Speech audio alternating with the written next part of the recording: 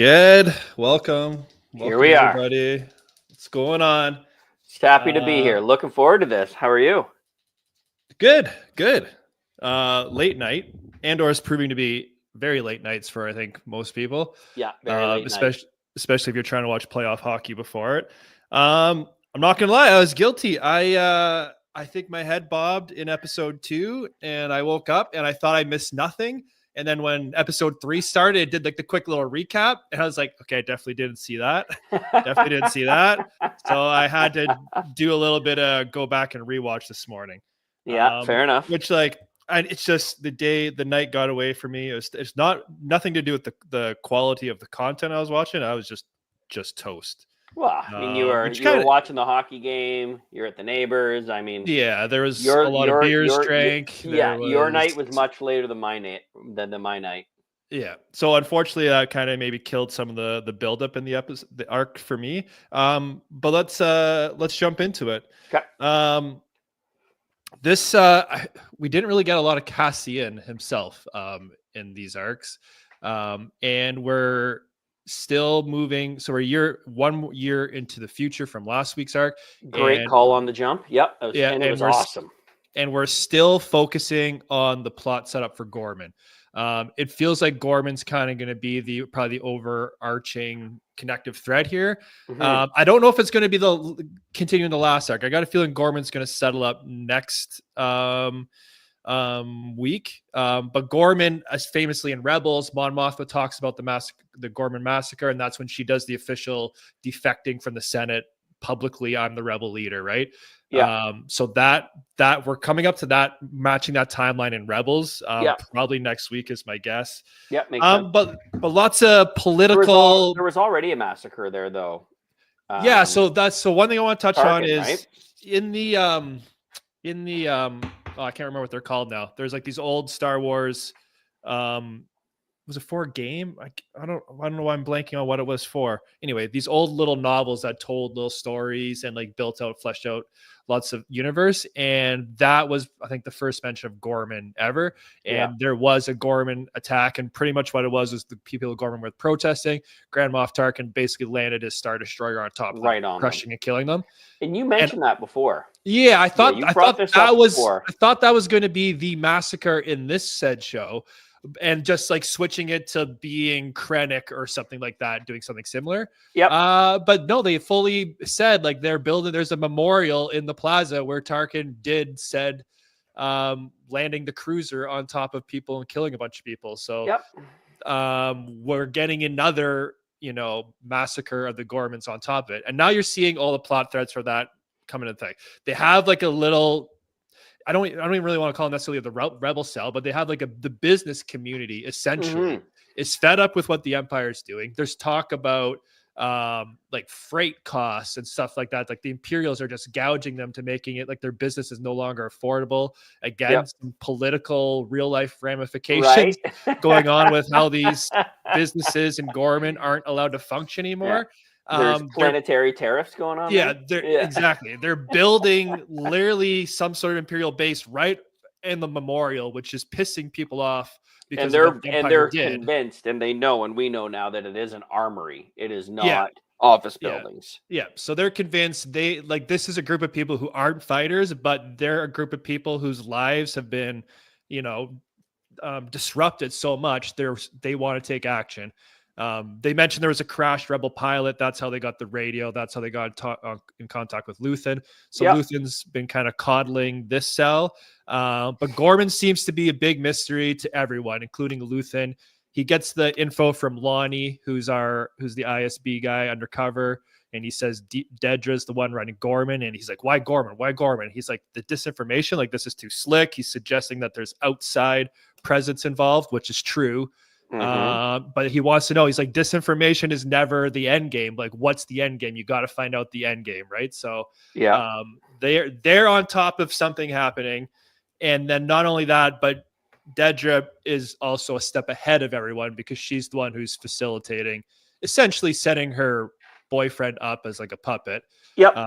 He's being recruited because he's like the disgraced former Imperial. Oh, and he's is this the greatest day of my life? He's such a weenie, Cyril. Yeah, he comes off as the perfect mark. And Cassian even says something. He's like, "Can you trust this guy?" He's like, "The Empire is great at giving false information and lying to you and stuff like that." They're like, "No, legit sources." And then you see, I love seeing the backplay. And then they're like, "Okay, you have to let them have a victory. They got to get let them more win. bold. They got to get their confidence up." Yep. So the ISB right now is definitely running circles around Luthen and the Ghorman rebels because they're not sure what the end game is. Obviously, we know, the viewers know what they're up to. Yeah. So some good political intrigue going on there. We see Mon Mothma deal with a little bit too. She's trying to investigate what's going on in Ghorman. And again, some real life political things. She's trying to drum up support in the Senate, but no one is willing to stick up because nobody wants to go against the Emperor. Yeah. They've been saying multiple times, I can't speak ill, can't go against the Emperor. It'll be bad for me and bad for my career. So you're seeing the Emperor himself influence these politics, and it's essentially fear. Everyone's afraid. Fear mongering. Step up. Yeah. And Mon Mothma is the only one who we see who's willing to do so. And she's losing support for, drumming up support for what's going on in Ghorman. And I'm she a even little mentioned bummed we didn't see her kid because it had been a year later. Oh, the in-laws hosted that party. Yeah. Sorry, I'm like, I know this is dumb. It's just a dumb little side story, but I really wish we'd have seen what they're like a year later. Yeah. Yeah. Yeah. And then we get the other nugget Mon Mothma gives us is that the conviction rates are up 38% on Ghorman. And she's like, it's a peaceful planet. Like what is going on? Right. So it sounds like there's unnecessary arrests or fake arrests, whatever's going on. So obviously nothing's good. No one's willing to speak on it. And the Imperials talked about that too. They have more people in processing than they can handle. Yeah, you're hearing that on both sides, which I think they've imprisoned too many people, they can't get through all the information. Yeah, we're arresting too many people. Yeah. So definitely the political intrigue, thrilling part. Like they're really digging deep. Like people complain about George Lucas in the prequels about being too political with trade routes and all that. Andor is just leaning so hard into that. They're doing a great job with it. They're doing a great job setting all this stuff. There's so many little minor details. Like you could watch it like kind of like baked out of your mind and still enjoy it. But if you're really paying attention, there's so much little things going on. It's just so well written. And again, when we said in the first one, Coruscant like looks absolutely stunning. Yeah. Like when you see the Imperial Senate building and stuff like that, when they're walking in between them, like it just looks, it doesn't, there's not once where in mind's like, oh, that's CGI, right? Like it's just everything the sets like looks fantastic. Yeah. You know my big takeaway, and it's a small one. So my feeling is that we probably won't touch on it a lot, but I wanted to make note of it. There's a very cool moment in the third episode where Luthen is feeling very overwhelmed, which is not a normal look for him. And his assistant, the female character, I'm starting to feel that she's not just the right-hand person. She is somebody of absolute substance. Like it kind of feels like she's kind of like if Luthen is the head of what's going on, she's kind of the neck. She's steering it because he, in a moment, is like, we're drowning. We have too many things out there. There's too many lies online. It was your idea to bug that and stuff like that. And she basically says, get your shit together. Yeah. Like there's an interesting. Yeah, I think she's going to have a much larger role this season, it feels like, for sure. And she's definitely. She's a boss. Yeah. Yeah. Like she's definitely as much involved calling shots for sure. Yeah. And it leads into a thing we see throughout the first 3 episodes. She's obviously doing listening, right? She's trying to pick up tidbits of information. They have the one dude's place bugged, but then the panic sets in because she could hear them keep talking about it. There's a forgery, blah, blah, blah. And then she finally gets told they're going to do a reassessment. No, reevaluation, a recertification. Yeah. So they know they're going to find her listening device, which would track back to them. So then it kicks off the whole suspense thing. Mon Mothma's there with Krennic. So good. They're walking around. Lonnie's there and he's getting pulled. He's like, what the fuck? He's like, I love that Krennic is there too. Yeah. And Krennic's just so like boastful, but at the same time, like you just fear him even looking at you the wrong way. Oh yeah. And plays off to intense scene of her trying to unscrew the thing. Her hands just gushing blood, but she obviously gets it done. Yeah. But yeah, some little nice political theater. I'm trying to think what else we had going on. My big one was, and I'm glad they didn't, is I was worried that they were going to take the Bix storyline to like depression and overdose. I am so fucking glad that they did not, because there was a moment when she was hooked on those drop things. And I was like, oh God, if Cassian comes back and finds her and she's overdosed, like maybe that's what has him snap. And I hope you don't mind me, because I'm sure you're going to touch on this, but I love, if you are going to talk about it, I won't mention details. But like, I love that they went the route that they did, that Cassian basically, they decided together, to negate protocol, and she went and got her closure. And I'm curious to see, first of all, it was done brilliantly. And I'll be curious to see, now I'm so excited to see Bix from the beginning of this third episode, who was just in such a dark place, getting basically zapped out of her mind every single night. Again, worried that they were going to take that story to a dark spot, and then see what she becomes now. Like, I hope this just unleashes Bix. Yeah, because we see her depressed the year prior. She's still having nightmares. She's on the drugs, dealing with it. And I agree with you. It looked like it was going to go a wrong way, but instead she actually got closure, which was great. I'm assuming when Luthen met with Lonnie, he's like, you need to give me information more often. Like, times have changed. And they found out that the doctor was getting basically a promotion in his whole division. I'm assuming Lonnie got them the doctor info, would be my guess.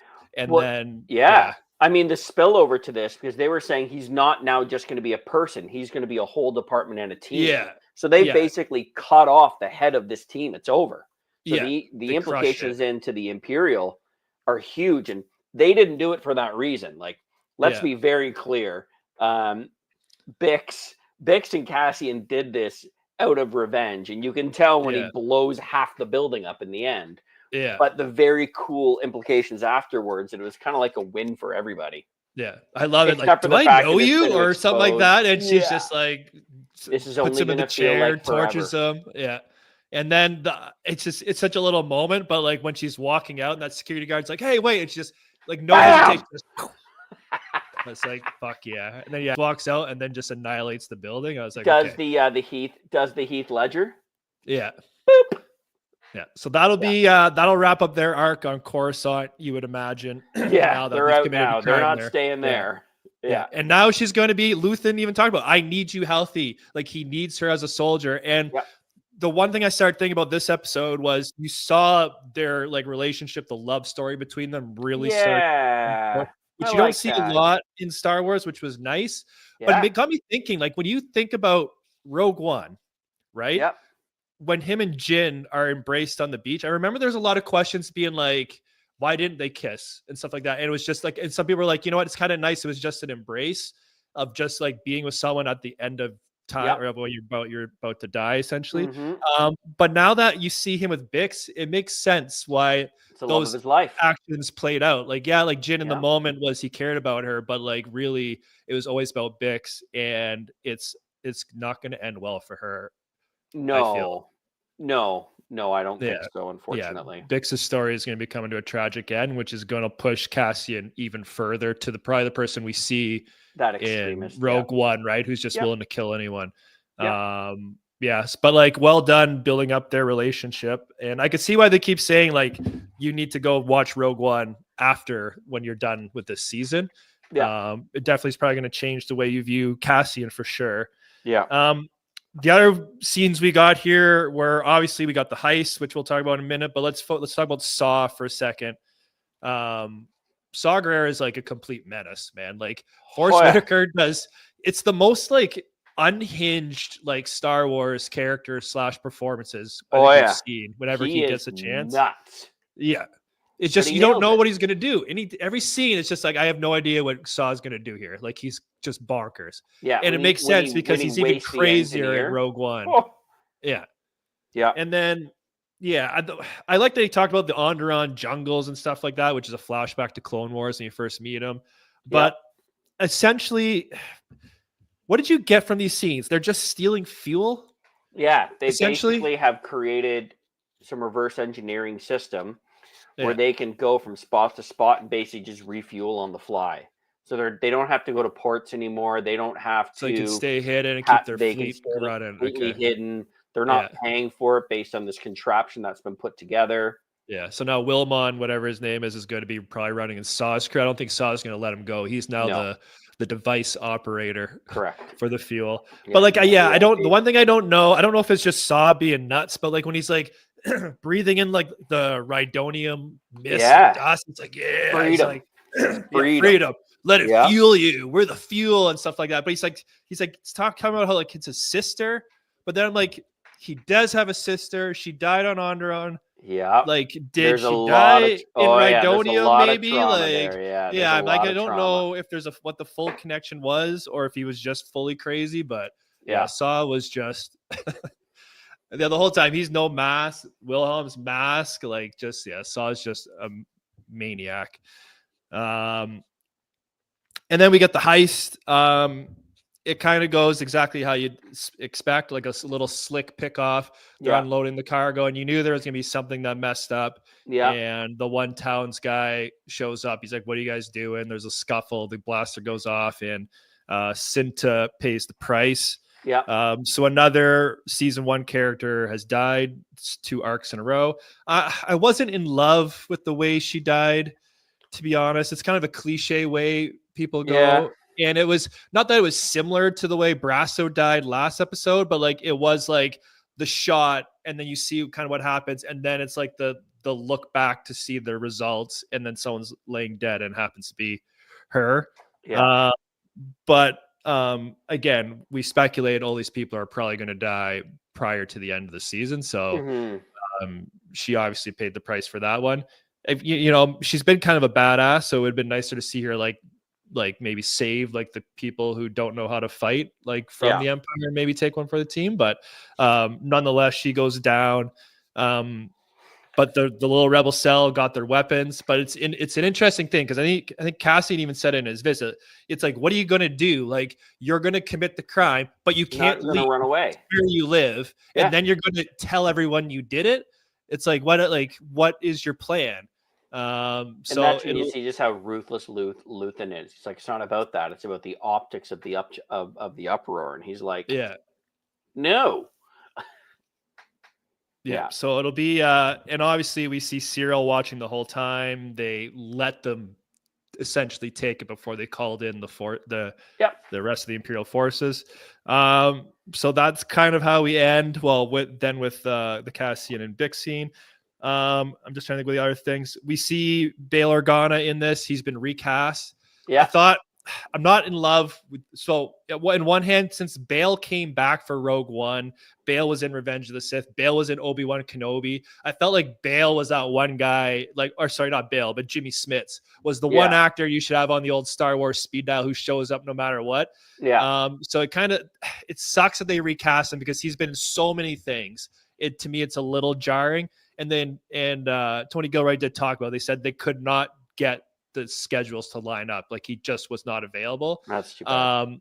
So the funny thing is before I knew who Jimmy Smits, like actually the actor name and stuff like that, I always confused Jimmy Smits and Benjamin Bratt as the same person. So it's funny that that's the guy who they end up casting to be Bail. Yeah. And I saw an interview, they said they purposely did that little intro scene to show you that's Bail and have everyone get the questions out of the way. And then he shows up in a more deeper role throughout the season. And then hopefully everyone has their mind adjusted. So we'll see how it turns out. Like I said, like Jimmy Smits has been such a big part of it. Too bad he couldn't make it happen. For sure. There's a TV that had pod racing on. Thought was neat. Yeah. And then Saw was on the planet Dakar, which we see at the beginning of The Last Jedi, which was a cool little touch. Yeah, I noticed that. Things together. And I think that's pretty much all we had. So yeah, some good political maneuvering, not much Cassian. But we're at the end of this arc, and it looks like in 1 year, you got to figure Ghorman's primed for whatever the hell the Empire is going to be doing to them next week. Yeah. Any other thoughts to add? No, I'm ready to rate this thing. All right, what do you got? I was 8.3 last week. I'm going all the way up to 8.7. 8-7. Oh, it was fantastic. Yeah. Just absolutely fantastic. The Yeah. whole thing was so good. Each storyline was Yeah. thought out. It did not drag. The slow burn is gone. They do such a good job of mixing in enough. Yeah, all of the yes, full 8-7. Great job so Yeah. far. What was I last week? Was I 8-8 or something like Yeah. that? I'll say 8-7. I thought both arcs have been great. I probably prefer the opening one, like the tiniest of smidges more. But so far, I thought you might go to 8-9 because you got to see the Hallcroft again. yeah, it was. Yeah, they did get in it, and you Luthen did. shoot Yeah, chip, so yeah. cool. I could just see you being like, the Yeah, Hallcroft. if it dusted up with a little bit of action, Maybe, yeah. yeah, I might have went a little higher. Yeah, But no, it's you only get even higher if there's like more space battles. Yeah. Do you got 2 minutes? There's just one thing I'd love to get your opinion on. Yeah, you got 2 minutes. Yeah. We talked about the grape scene last week. The grape scene? Yeah. The rape scene. Oh, Yeah. sorry. Yes. Yeah. Social media was ablaze with controversy because of that. Oh. Could you ever suspect it? Interesting. Yeah. Apparently there's a huge subset of people who say they don't want that type of content in their Star Wars. Which I find, I don't know. I didn't even view it as there would be any issue at all with it. I mean, it fits the story that's telling it. Like if it was in like the Mandalorian, yeah, that doesn't make sense. Yeah. But it fits with the degree of seriousness that the show is taking on. I agree that it is out there, but so was starting it in a brothel, so was implied intimacy, so was swearing. Yeah. I understand that perspective. I can see why people would want to keep it, but that is still the ultimate divide. If you take away, and I know this is going to sound insensitive, if you take away this specific situation, this is the divide between all Star Wars fans, right? Some people want to see the same thing all the time because they love Star Wars content and that's the way they want it to live in their mind, and the other half are saying, I'm tired of seeing the same stuff, I need to see it progress. So I mean, it obviously is a very delicate topic, and for Star Wars to take it on, I think was a bold play. I will say I thought that they did it tastefully. I thought that they addressed it well. I thought the outcome was good. I love that nobody had to come to save Bix. Yeah, like I like there's so much about it cinematically and from the story that I liked it. I understand people's sensitivity to it. I do. I can't even imagine. But it's like, that. But I thought they dealt with dealt with it perfectly, and I think it also showed. I think it also showed how entitled and how, what's the word I'm trying to say? Just what the Empire is becoming in this phase. Yeah, you had to show how like essentially evil the Empire really is. Yeah, 100%. And like, what about you? What's your 90-second thought on it? No, I didn't think it was a big deal. I think they're trying to sell how evil the Empire is, and that to me that would make sense. You got a warlord or like a lieutenant, captain, whatever he is. He's on some backwater world. He has the most power on that world, and he's he's imposing his will on anybody. Yeah, like that. The fact that people don't believe that could happen is silly, or should happen. Like it could happen in Star Wars, and but like you have Anakin Skywalker killing children. But like that's fine, but having a little essay scene is not like it's too far. No, that's fair. Yeah, but I to me it was fine. There's the reason I bring it up is because the one of the biggest Star Wars creators basically said that doesn't belong in Star Wars, and that Vader would never allow it. I just wanted to be like, Vader doesn't have to necessarily allow it or not. He's not there to police. They're breeding slaughtered children. I know they're breeding an environment of oppression. Like if people are going to he probably wouldn't allow it because he's lacking the parts. They got a little singed. Yeah, he's not allowed anymore. He's more of a eunuch. Yeah. But yeah, that was it. I don't know why people got so. To me, it didn't matter. I thought it fits the Andor storytelling and the vibe of Andor, anyways. All right, that'll wrap it up for us. Let us know in the comments what you guys thought of this arc, how you're thinking of Andor so far, and we'll see y'all next week. Peace out, everyone.